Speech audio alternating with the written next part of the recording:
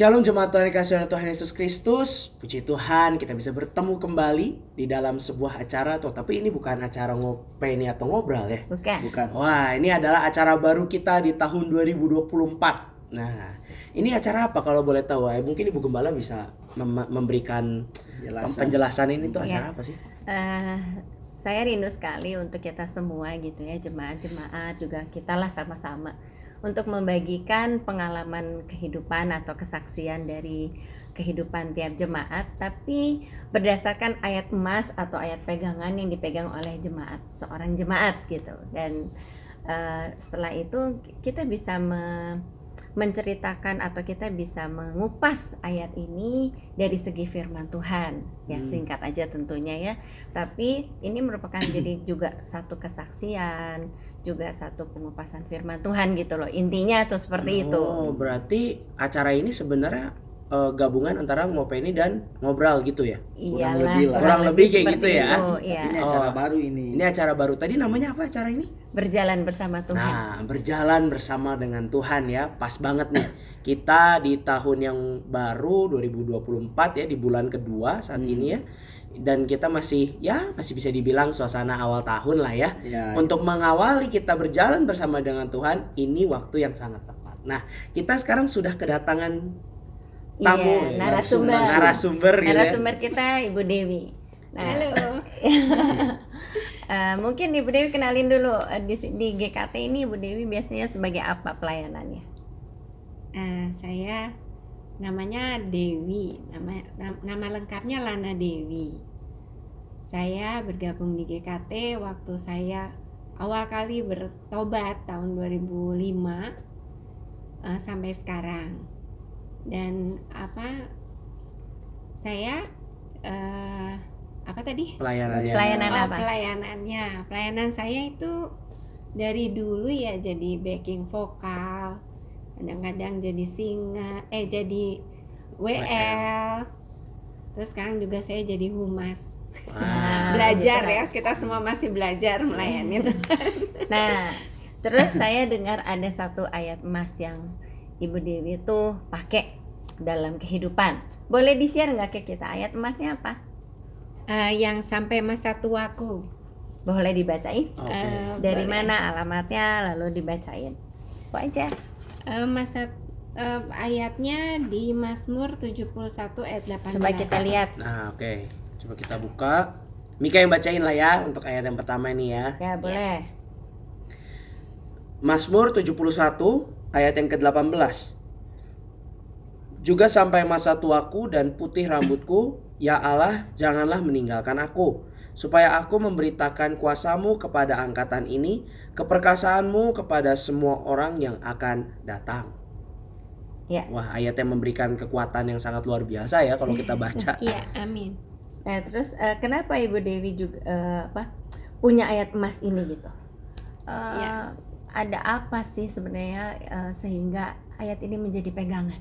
Ya, saya tuh kenal Tuhan sebenarnya dari umur masih remaja ya, tapi terus baru kenal banget gitu, baru hidup baru tuh umurnya udah lumayan di pertengahan umur 39. Saya tahun 2005 itu.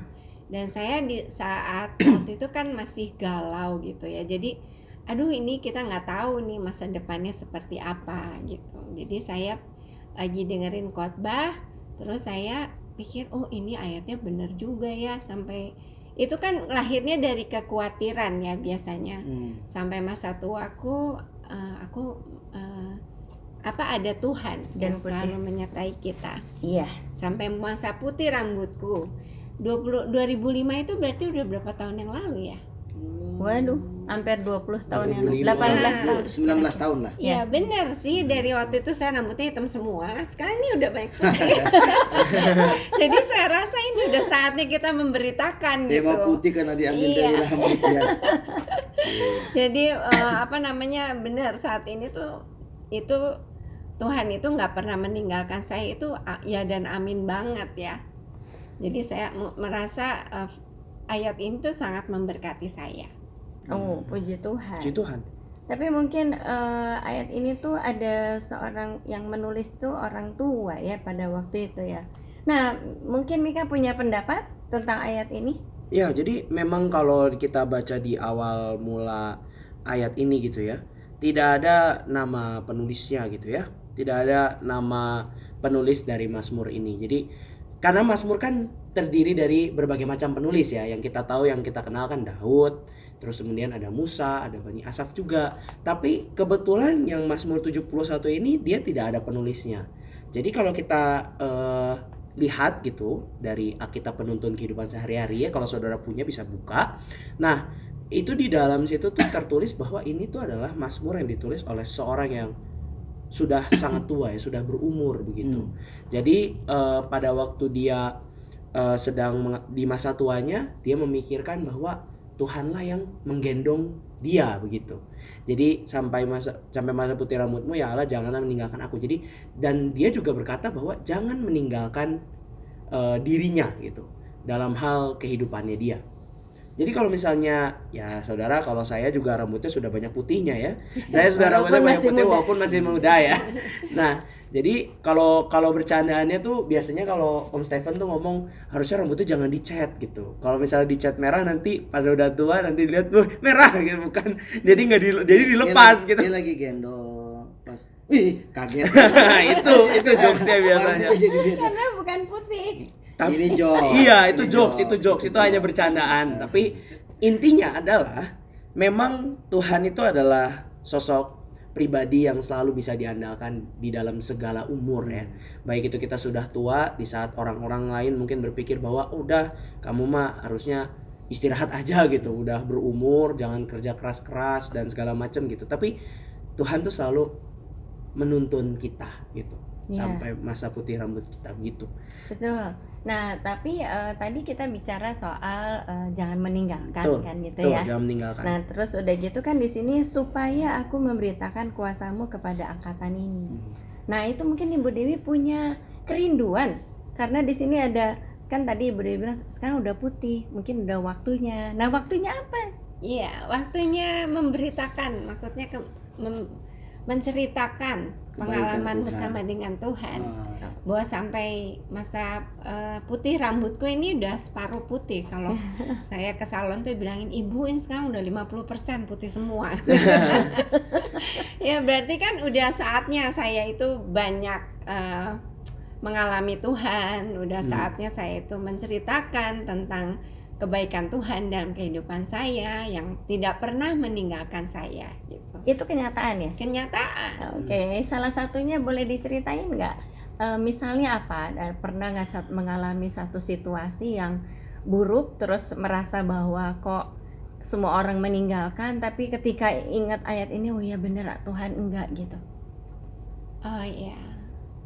Kalau meninggalkan sih secara orang-orang yang meninggalkan saya sih enggak ya. Tapi penyertaan Tuhan di dalam pekerjaan, di dalam pelayanan, itu tuh saya sangat merasakan. Terutama waktu masa COVID itu juga sangat mengherankan sebenarnya. Sementara yang lainnya itu di rumah dan gak ada kerjaan. Kalau saya kebetulan punya partner itu selalu aja ada kerjaan. Baik yang arsitektur, saya kan arsitek, maupun yang pekerjaan art atau mebel itu banyak sekali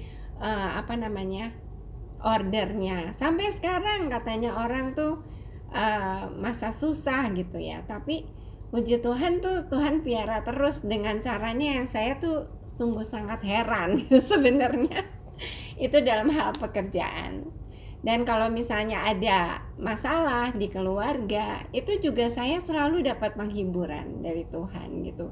Jadi walaupun saya ada kesusahan, saya tetap bisa ketawa, bisa senang gitu. Tuhan itu punya aja caranya untuk menghibur, menyertai, terus menyatakan bahwa saya itu menyertai kamu loh gitu. Oh, puji Tuhan. Iya, puji Tuhan. Tapi ada satu lagi ayatnya.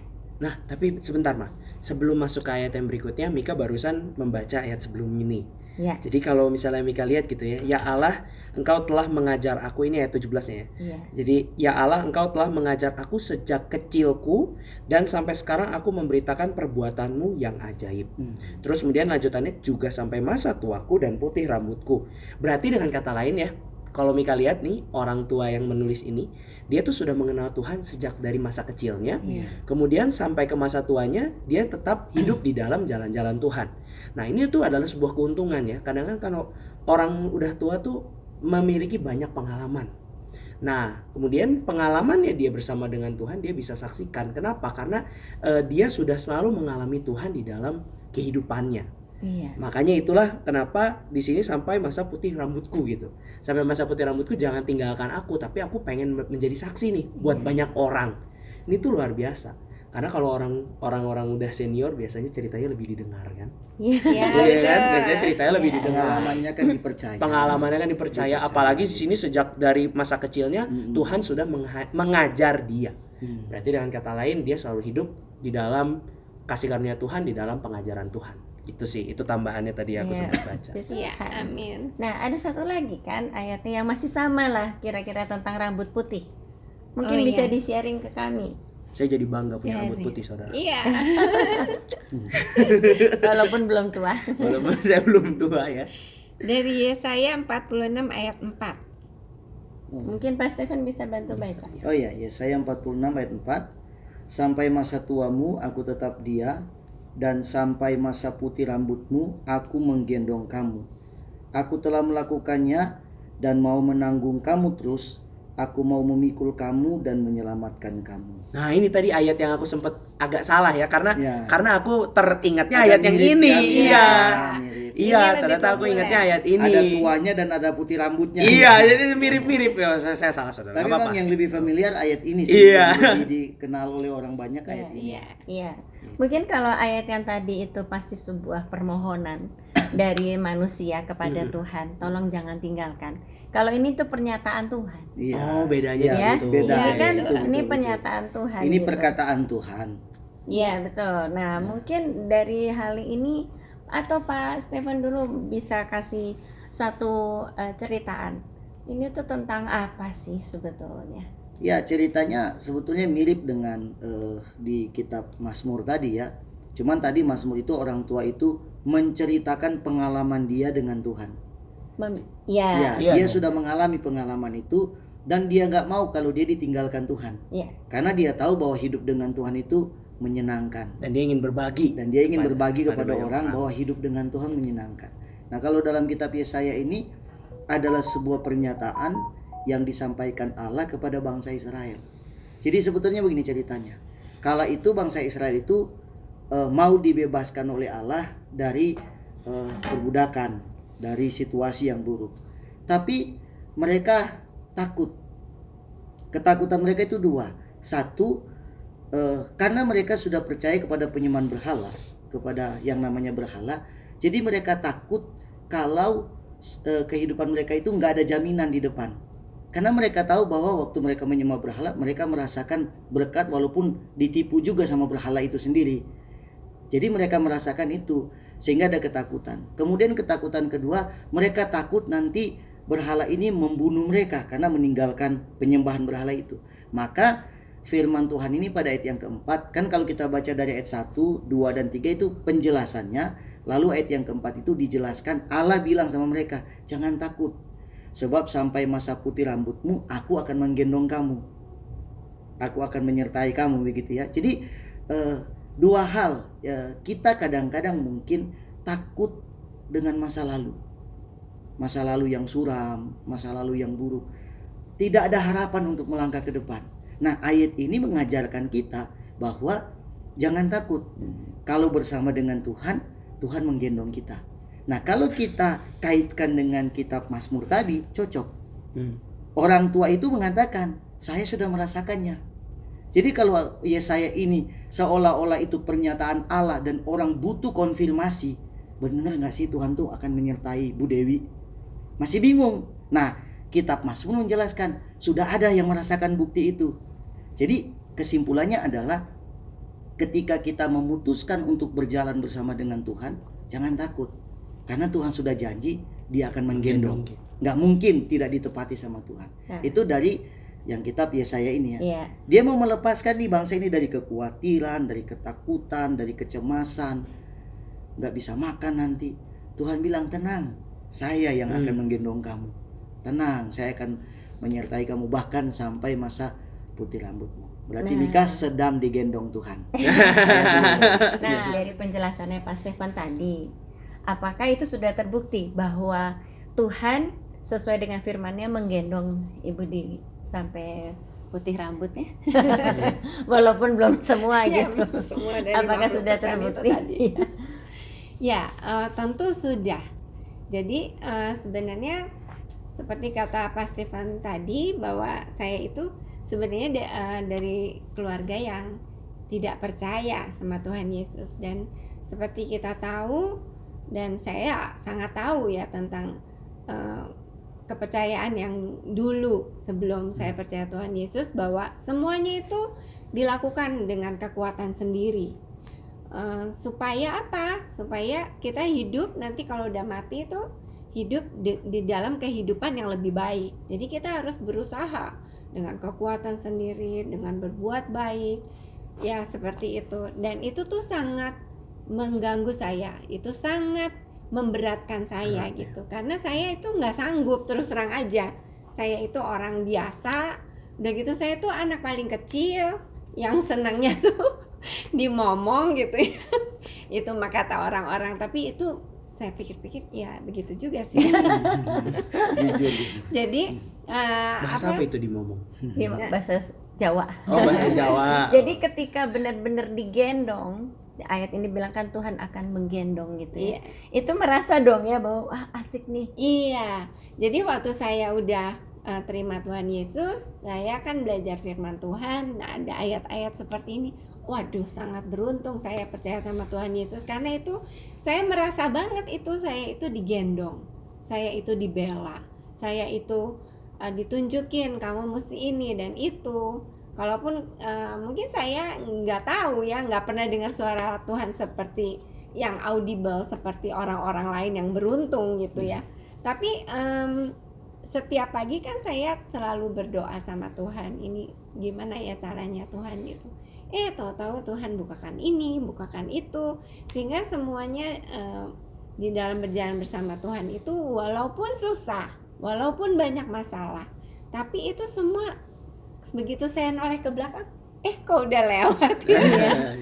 Nah itu tuh iya, jadi kayak Tuhan itu menggendong, mentransfer saya nih loh ke sini gitu. Dari kehidupan yang lama digendong nih, enak banget ketemu sama Tuhan Yesus pokoknya. Iya betul. Iya betul. Ya puji Tuhan sih, memang saya pernah juga mengalami hal yang sama ketika saya tidak punya Tuhan Yesus gitu. Iya. Dulu saya yang menggendong berhala itu pindah ruangan gitu. Tapi ternyata kita digendong sama Iya, Tuhan, ya digendong itu harusnya bedanya. ya. Aduh puji Tuhan. Ya mungkin bagi saudara yang punya pengalaman dengan Ibu Dewi, sama dengan Ibu Dewi mungkin ayatnya lain, tapi ketika berjalan bersama dengan Tuhan ada tuntunan dan sebagainya, saudara bisa ikut juga di kolom komentar, mungkin menyampaikannya ayat apa, atau mungkin Mika kita punya kontaknya ya mungkin. Nah gini, jadi untuk saudara-saudara semua yang ingin bercerita, boleh banget untuk share di kolom komentar kayak saya mau gitu misalnya. Atau mungkin bisa tolong dicek di deskripsi di bawah video ini, ada nomor telepon Humas. Nomor telepon Humas ya, Humasnya ada di sini. Nah jadi nanti saudara bisa langsung kontak aja, langsung ngomong saya ingin bercerita tentang perjalanan saya bersama dengan Tuhan. Wah itu luar biasa, karena itu tadi juga sesuai dengan ini ya ayatnya Tante Dewi ya. Mungkin jadi setelah Tante Dewi sudah digendong itu, nah sekarang nih apa yang harus Tante Dewi lakukan tuh adalah seperti ayat yang Mazmur 71 tadi, janganlah meninggalkan aku supaya aku memberitakan kuasamu kepada angkatan ini. Itu goalnya. Itu goalnya adalah benar. menjadi kesaksian buat banyak orang. Iya. Betul.